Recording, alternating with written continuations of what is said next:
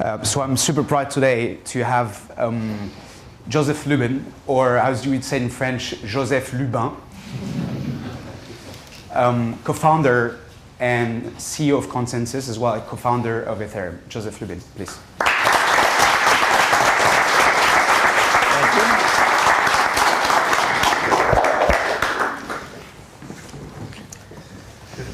Are these for gymnastic activities? Or right.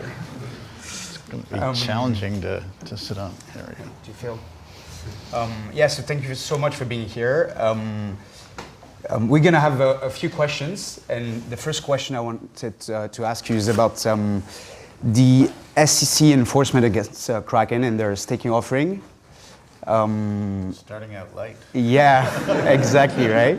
And you will see the following questions like, what do you think of that? And what do you think of this crazy idea of like Ethereum or Ethereum staking could be qualified as a security? Yeah, that's a crazy idea. So first, what a beautiful salon. Thanks for having me and some of us from ConsenSys here. Straight into the heart of darkness. So staking is a wonderful construct for our ecosystem. It's especially powerful, I think, in the Ethereum context, where we didn't start with staking, started with proof of work. And there's staking, despite what you might hear from proof of work maximalists, is a better kind of system for doing Sybil resistance and forming consensus. There's one flaw or one problem with staking, and that's essentially that it's the initial distribution problem, where if you have proof of work, anybody can get mining rigs, and you get distribution of the tokens much more broadly at the start. If you're building a staking protocol, then it's a bunch of tech nerds deciding who gets all the tokens, essentially. And so we see a lot of projects that started with staking. They've already distributed tokens, and most of those tokens, or all those tokens in many cases, are staked. Ethereum had the benefit of very broad distribution via mining, even broader distribution via operating for years and years, with lots of people getting involved doing different things.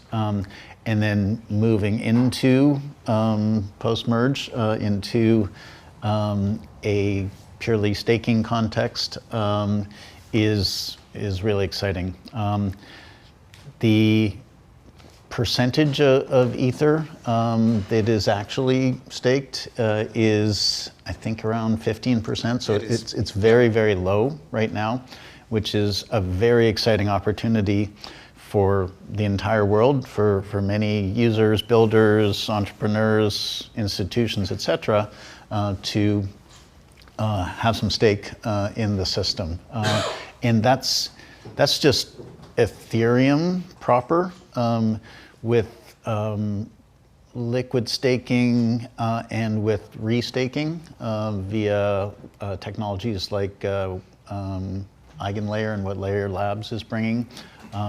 There's the opportunity for just so many people to get involved. So that's the background, and it's incredibly empowering for so many people to be able to have stake in the systems that are going to be how we operate our lives. Is Ether a security in that context? It doesn't really change the nature of Ether. Ether is still a commodity token. Ether is required to operate the machine, to pay for storage. There may be uses or use cases that people offer, for instance, like Kraken, where they package up staking. They provide certain kinds of additional yield opportunities, or they smooth out yields, or they enable pooling of Ether. So essentially they are saying, hey, naive consumer, rely on us to provide you with a better product, and we'll let you know what sort of yield you get. Eventually wasn't explicitly written into their contract. That certainly looks like a security to members of the Securities and Exchange Commission in the US. There are other ways of providing staking to naive consumers or sophisticated consumers. If, for instance, in MetaMask, if you are able to stake directly, it's essentially like using the native website or even the command line. And so a little bit of convenience, but you're not changing the nature of the staking operation. You're not changing the yield that is derived. Kraken, yes, staking, Ether, not a security. I tend to agree with that as well, right? Let's applaud to another security. So I think you touched about it. You said there's 15% of all ETH that are staked right now. Why do you think is that low compared to other more mature proof-of-stake protocols such as, I don't know, Solana, Polkadot, where it's more gravitating around 70, 80%? Do you think Shanghai, so liquidity on native staking, could change that? Yeah, so it's inertia, it's fear, it's yes, the sense that hey, I'm going to wait until validators can actually withdraw their staked amount and their profits, their gains. I think it's as simple as that. I do anticipate that the percentage staked will get very, very high. What's percentage?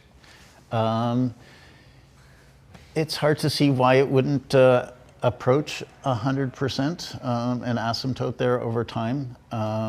Just as people get more and more comfortable that this technology is rock solid, I think it'll be the natural thing to do.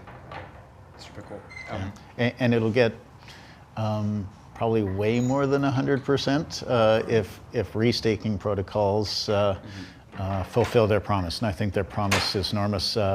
Bitcoin is oversecured, Ether is oversecured, we think. There may be new high-value protocols and applications that create so much value at the application level that we don't think the protocol level is oversecured. But I feel like the arguments that Sriram Kannan has made for the eigenlayer technology, where it's simply making use of the Ether token as security for other related protocols and restaking, I think that is going to create a broadly more secure ecosystem rather than have more of these things as sort of siloed staking systems. Mm-hmm. Yeah, that's a very good point. We touched about liquidity in Shanghai coming. How bullish are you about the rest of the Ethereum roadmap? And can you maybe talk a little bit about sharding coming? Sure. So I've been bullish about the Ethereum roadmap since day one. We did in the first 3 weeks, 4 weeks, we talked about sharding. We talked about proof of stake. We were hoping to go proof of stake very early. We realized that there were edge cases that we didn't have solutions for. We knew we could make proof of work, and we figured proof of stake would come in a couple of years. It took a little bit longer than that because proof of stake doing something as well as Ethereum has done it required just a meandering of exploring a lot of different approaches. There's a tweet storm that Vitalik published, might have been 2018, 90 tweets or something like that, where he described the journey that he and a bunch of researchers took, and it's really enlightening. The roadmap has always been ambitious, and it's always been the same roadmap, but the details inside the roadmap has changed. It's always been, let's get version 1 out there, make it an immensely capable, almost demonstration system, almost toy, almost prototype, so that we can land something that works and we can enable people to figure out how to build decentralized applications, write smart contracts. We thought that people would be launching lots of new coins, and that turned out to be the case. And we didn't totally anticipate a rich decentralized finance, global decentralized finance ecosystem being built, but that should have been obvious, I think, at the time. And so version 1 got out there, and it was, I think, more impressive than we anticipated, yet still not very scalable, difficult to use for non-hyper nerdy individuals. And scalability has always been a major focus, and it took various paths. State channels were explored for a really long time. Plasma was, and side chains in Plasma, and eventually Vitalik and a bunch of people roughly simultaneously locked in on this idea that that building layer 2 roll-ups and architectures similar to roll-up architectures would be the best path forward. It would enable us to keep layer 1 relatively simple, and have all of the optionality, diversity, scalability built out at layer 2. We're seeing modularization. As engineers do, they tend to build a technology and then they improve it by doing things like modularization. We're modularizing security and execution, scalability, and soon data availability. There will be lots of different forms of data availability. Rollups have a certain kind where data is available on layer 1, but there will be validiums, there are validiums and volitions and bring your own data, and there will be regional ways of storing data. Switzerland's probably going to want lots of data stored inside their borders, and we have Swiss people here, so they're exactly. going to be happy about exactly. And so sharding initially took on this form, sort of similar to how databases and game systems do it, where you have full execution data sections, and they basically service a segment of a community. And if you move over to another community, then maybe your data is moving from one shard to another shard. It follows you. Doing something like that would have been more complicated, with essentially the execution environments sitting on the data shards. So there's a great path forward where we do something that looks like sharding, that essentially enables data availability, enables data to be sampled, to be stored on layer 1 and layer 2, be sampled, and eventually with what's called something called erasure coding, we're going to be able to build out a system where it looks like pretty seamless shards, but it's not like 64 separate sections where you need to keep them in sync, or you need to have messages passed between one or the other. So it's it'll be a much more. Which was the initial design. Which was the initial design. So it'll be a much more fluid system, and we're getting the first scalability piece of it from proto-dank sharding with Cancun. Yeah, that's really exciting. I think it's scheduled for the end of the year somehow. Somewhere around there. Yeah. So you touched about it earlier, the concept of staking from non-custodial wallets such as MetaMask. Can you tell us more about MetaMask Roadmap? What are you excited about there, and how staking and staking products could interact with MetaMask now or in the future? Sure. So we offer institutional staking, and it's pretty sizable. We've recently enabled people to access Lido and access Rocket Pool through their MetaMask. MetaMask Institutional is a product that is targeted at institutions, and we will soon do what we like to do, which is to sit on top of a bunch of protocols that are, or projects that are providing valuable capabilities and aggregate those into a single sort of unified offering. We do that with MetaMask swaps, where we're sitting on top of aggregators and private market makers and DEXs. And so we'll soon be delivering that through MetaMask Institutional.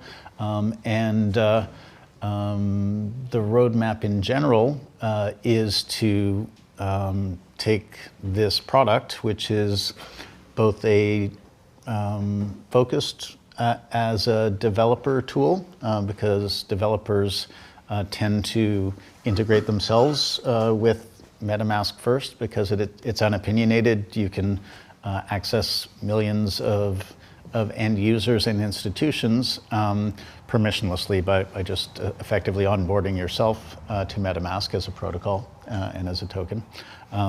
And it is becoming even more of a developer's platform with Snaps.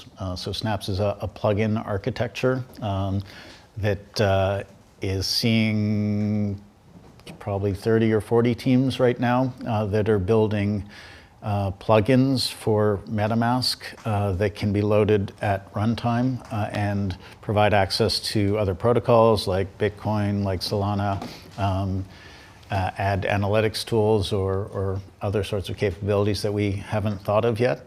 So it's becoming a even more open developers platform, and of course it has always been an end user platform. That's super exciting. Maybe last but not least, Joe, what are you most excited about today? That's a tough one. Could be anything. Could be the ice cream across the street, or like could be anything. I guess I'm excited about the very difficult state of the world and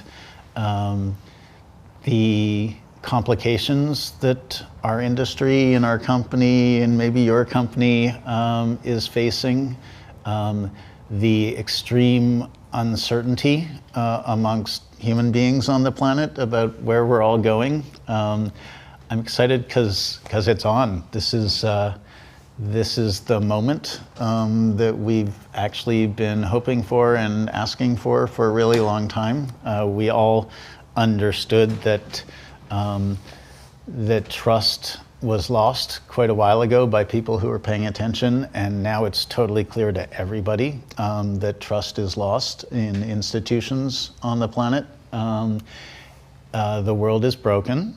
And this happens pretty regularly. There are super cycles that are roughly 80 to 100 year super cycles where there's essentially a flipping of the paradigm under which we all operate. And so we are very much in the end game of the previous paradigm. And I'm super excited about the next paradigm, which will be based on a new trust foundation, a massively decentralized database that is essentially a new kind of invention, decentralized trust, invented by Satoshi, a new global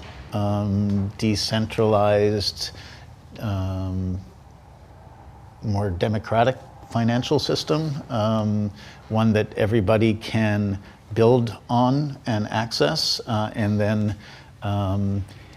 disintermediation of the intermediaries that have been essentially telling us how to operate in the world for a very long time.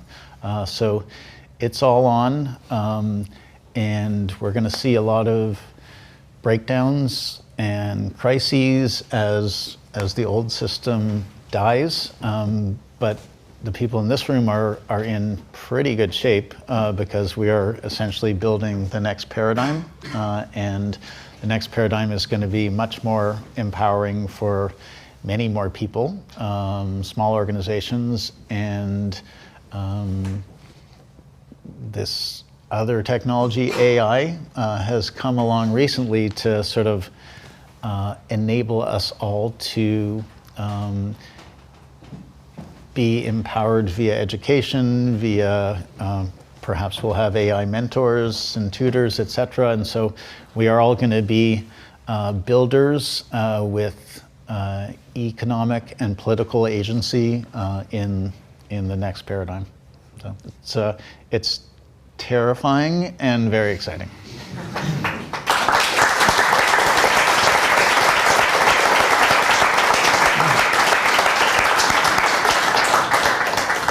Thank you again for being here. Pleasure. Ladies and gentlemen, Thanks for having Joe me. Lubin. Thanks.